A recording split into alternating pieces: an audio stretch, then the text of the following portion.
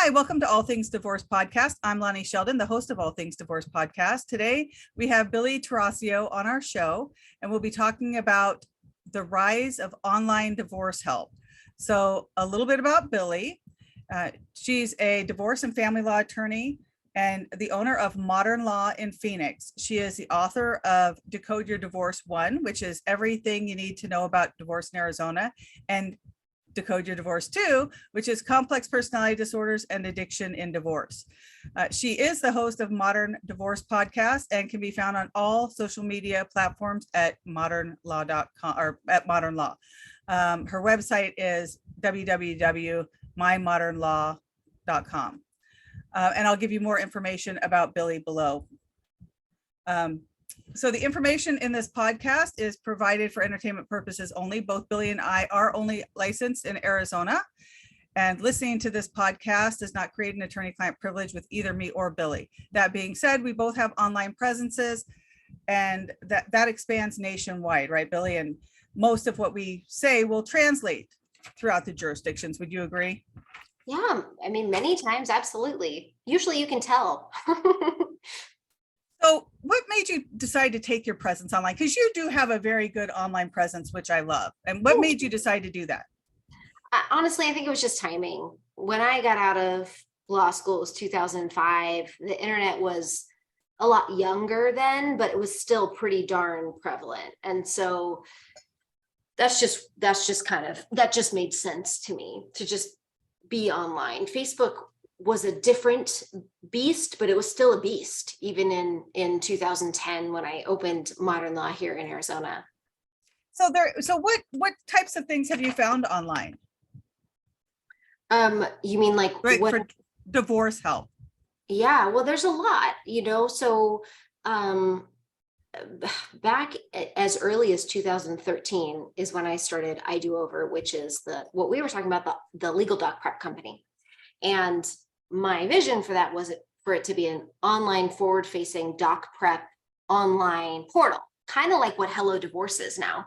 And so Hello Divorce, if you're familiar with them, is a company out of California that has gotten venture capital and is working on growing and expanding into different states. That is an online platform to help people get divorced, or like It's Over Easy, Laura Wasson's platform that I think she's closed now. So there's that. There's the forward-facing, the technology that claims they can do it for you online. That has never really taken off, I don't think, anywhere.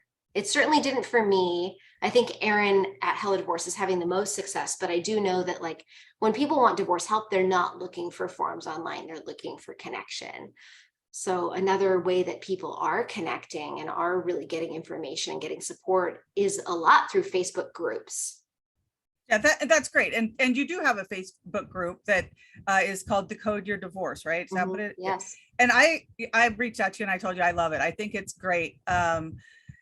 Because there's a lot of people that come in there looking for advice. And so I think what you're saying when you're talking about people wanting online, they don't just want a forum online, because you can get that from most of the courthouses.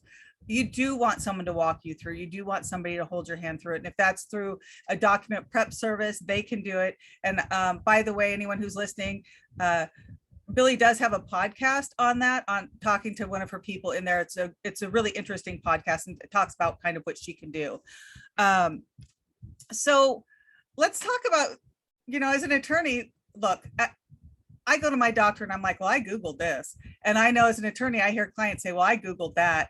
And some of it is, you have a very good outlook about it. I can tell you it's a lot different than a lot of other attorneys. So tell me your outlook on that.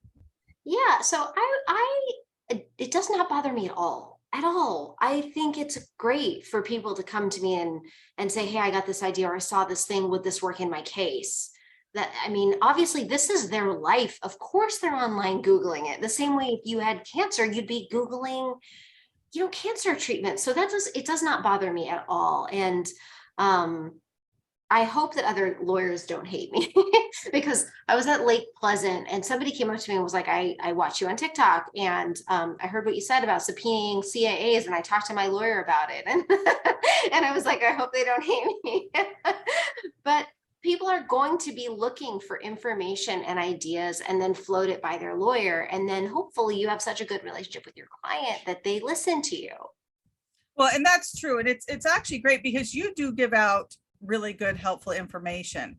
Unfortunately, there are people who don't give out the best information. So if you run into anything like that, I've run into a few, but what have you run into?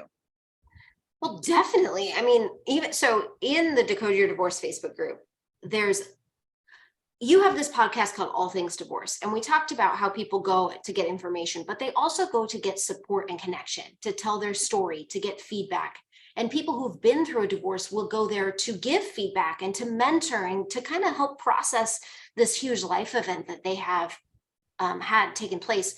What happens is they give legal advice. They just do. And sometimes it's super useful and sometimes it's really wrong. And I have to say, I'm a member. I joined as soon as I don't even know how I found it. It came up, I found it, I joined. I think shortly thereafter I found out it was yours. I think I probably clicked in the admin and found out that it was yours. And I appreciate, so I'm not litigating anymore, right? So I do like to help people. I've always been a helper. So I actually go on there and help people. And if I see something wrong, I'm like, no, not so much. But I don't know if they know I'm an attorney. So they're probably thinking I'm just, not any more educated than the person who gave the wrong advice. Yeah, I mean, that's the downside. The downside of going and asking for legal advice online is you have no idea if the advice you're getting is correct. You have no idea. And I also see like community pages where people will ask questions or say, hey, this landlord tenant thing happened, or hey, I was on the Go Gilbert page and it was like, the CPS in Texas took my grandkids. What do I do to get them back? And there's hundreds of comments of people telling this person how to navigate CPS. They're probably not talking about Texas CPS. They're definitely not licensed attorneys. So hopefully consumers can take what they can, and then go get reputable advice and get help. So, and that's a good point because there is so much out there. So do you recommend sort of anyone before they listen to what they're hearing on that, go talk to an attorney? Definitely. Getting a consultation is a great idea. When you do that, is completely up to the individual given their circumstances. It's always best if somebody can have an attorney that they can pay for the whole time and get all the advice and execute all the instructions. But the reality is most people can't afford it. That's true. But again, I think you're right. Just at least go, if you can get $300, $400, $500, however much the attorneys are charging in your area, and at least get a 1-hour consultation, take a bunch of questions in and get that consultation. You can, gather your information from your online sources and go ask the lawyer, because again, you just really don't know, but there is some really great information out there. I mean, I think I give good information. I think you give good information. You do your TikToks and there's other TikToks out there. I haven't done TikTok yet. I've done some Instagram. I might've done 1 or 2 TikToks. But there are other sources out there with really good information. It's just a matter of weeding through it, right? Absolutely. So have you found that your online presence is helping you reach people? Definitely. Absolutely. We don't do any paid advertising at all. We do no pay-per leads, and are growing always. So I think creating a connection with your online audience and being real and giving value is a much better way to spend my time than paying for pay-per-clicks. Just philosophically, as a business owner, like that's not the type of consumers I want. I want consumers who know me, who like me, who trust me. Yeah, that's true. That's great. I do have to go back real quick. You did have something blow up on Reddit. I did. Which I just recently went on Reddit. Like, it's just been a recent thing because I was going to add some stuff to my All Things Divorce podcast. So I was looking up divorce stuff. And I came across a story, Am I the Asshole story? And I had no idea it was about you. Yeah. And I defended you because I was just shocked that anyone wouldn't. But did you get any personal feedback, like from that, did you get any, did that help your business? I'm just wondering if that's something that was like, did you have a whole bunch of people come, racing at your door? Because I guess I don't recall that it was your name being used. Was it your name? Was it your? Well, let me just back up and give people the story so they have a little bit of context here. So I woke up and I got a text from a client of mine who's also a paralegal who said, Billie, I don't know if you've seen the Facebook groups, but you're blowing up and it's not good. This is not a good look for you. You probably didn't even approve the post. You couldn't have possibly known that this would happen. And what had happened was there was a job posting from Modern Law on Indeed for a legal assistant / childcare provider for my managing attorney who was really struggling with childcare. And there was a Twitter thread. So there's a lawyer on Twitter who has a podcast called Lawyers Behaving Badly. And she wrote, can you believe this Arizona law firm wants to pay somebody to watch twins and be a legal assistant? And there were hundreds of comments about how awful this was, how anti-modern, how anti-feminist, how could anyone ask someone who was doing work to be a personal assistant and childcare provider when you're talking about a legal profession? It was very offensive to paralegals and to lawyers. So it was bad. It was out of control. There were hundreds of comments. People at my office were getting nervous. They were seeing it. Like, it was very disconcerting. And so I have a great relationship with my followers on TikTok. And I posted on TikTok, a video, Am I the Asshole? And I described, like, here's what's happened and here's the feedback I'm getting. And here's what I was trying to do. Like, I was trying to help Kylie, because Kylie, my managing attorney, pays for her twins to be in full-time preschool, and she couldn't also pay to have a backup nanny. But last year with RSV and with COVID, they were home all the time, and it was really impairing her ability to be a great managing attorney. She's worked for me for a long time. I'm very loyal to her, and I wanted to help her solve the problem. So we came up with this idea of doing a hybrid role. Somebody picked it up from TikTok and put it on Reddit. And then the next morning, it was trending #1 page on Reddit. And there was just comments and comments and comments about the job, whether or not it was a good idea. And it did work out really well. We got 60 applicants for this job, and we've now hired this lovely, lovely woman who wanted this job. But there were pros and cons. There was a law blog, Law 360, that did a pretty brutal article about it. Like, Arizona law firm wants to hire hybrid role. Yeah, I guess I was completely shocked. And I know we're off the subject of going online, but that had a life of its own, and it was online. So it kind of fits in there, but I did see it on Reddit. And I responded that I thought it was an amazing idea. I thought that it showed that you really cared about your employee, that you were willing to do this, put this other person on your payroll, and to help her with this very difficult situation as a mom, as a single parent. I can tell you that I had very difficult times at times, and I actually hired my daughter for that, my oldest daughter, for that same role, because I trusted her with my kids, and and she was an amazing paralegal. Yeah. And so I couldn't even believe that anyone had anything negative to say about that. So that was kind of we kind of digressed from what we were going to. So let's go back to what other online services have you seen out there that you've liked, that you've hated? So relatively recently, another lawyer, Julie Lebenz, and I launched something called Win Without Law School that is training for pro se litigants. And she is offering courses online and office hours online to help teach people how to navigate divorce and answer their questions. So that's kind of an interesting new way of doing it. There's this guy named Judge. I'm doing an app too. He's doing an app, and I'm starting mine also. Yeah, Judge, I don't know his name, but he's with a B. Yeah, and he is doing an online course on how to get through divorce with narcissists. Right. So I think that there's online divorce coaching. So that's another online service. And you do divorce coaching, right? I do divorce prepping. Okay. And I don't really do it online, though I am starting. So it's Strategic Legal Services, and that that is actually going to have like a podcast, or not a podcast, an app.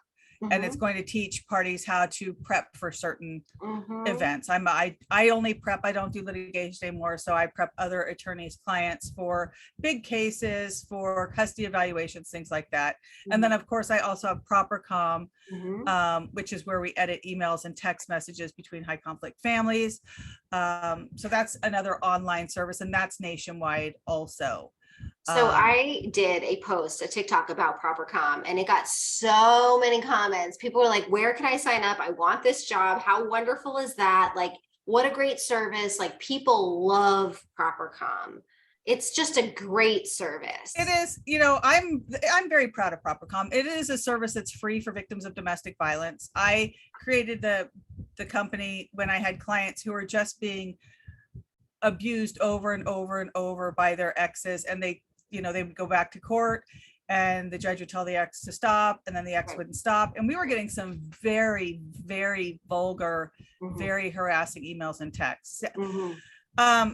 Thankfully, and not so thankfully, I mean, when we edit them, they're typically not as bad as they were before, right? So they're not, once they know they're going to be edited, most of the people behave a little bit better, but some people just don't know how to communicate. So we do have to edit a lot just because, they're very demanding, or they're condescending, or, they like to continue to lecture their ex about everything that they're doing wrong, things like that. So that is one thing that it's a program that I'm really proud of, just because it was and is used regularly, daily, to stop, the continuation of domestic violence. Absolutely, without a doubt. Any other programs that you're aware of out there that are great? Not that I'm specifically tracking, no. Okay, well, I totally appreciate you being on here. I think I'm so impressed by all the things I've discovered of you after I asked you to be on here. Then I, did a little more research. And I love your way of thinking. I love your way of trying to reach all different kinds of people from all different levels.